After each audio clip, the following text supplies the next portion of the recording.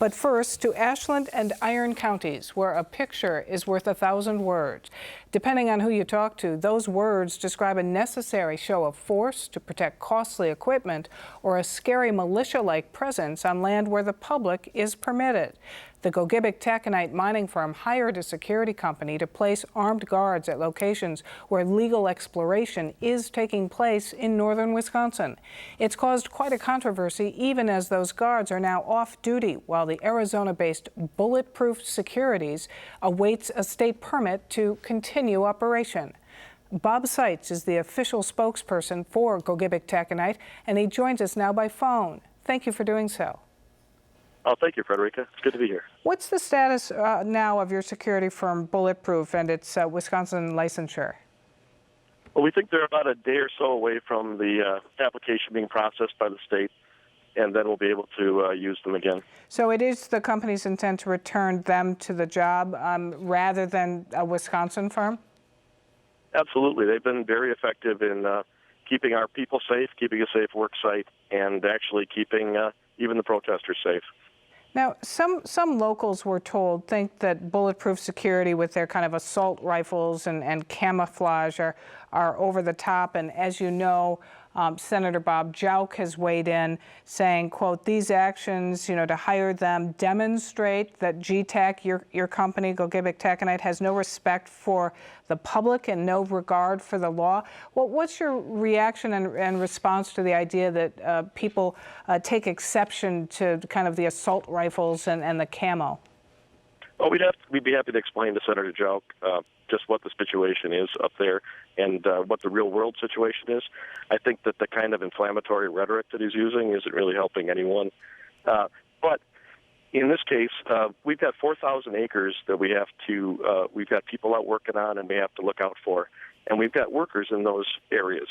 And as you've seen from the video and the criminal activity that's going on up there, our people aren't safe without security. And so we could debate about what the security folks wear, but the fact is we have a dangerous situation, and we have to make sure that our people are safe. In fact, let's go ahead and roll some of that video. We've just seen this posted to Facebook this week from that June incident that resulted in theft charges against one of the protesters for allegedly stealing a camera of one of your employees during this confrontation. Let's just take a listen. This is our water. Not touching you. You're up here illegally and you're touching the water. This is our water. So what kind of continuing threat in the face of these kinds of protests, Mr. Seitz, do these protesters pose in your mind?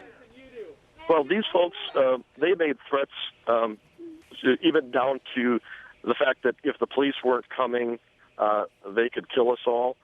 And there were a lot of serious threats, and this is an ongoing situation. At night, at 2 or 3 in the morning, they would come down through the woods and try to get into our drilling site, and this is a regular occurrence up there.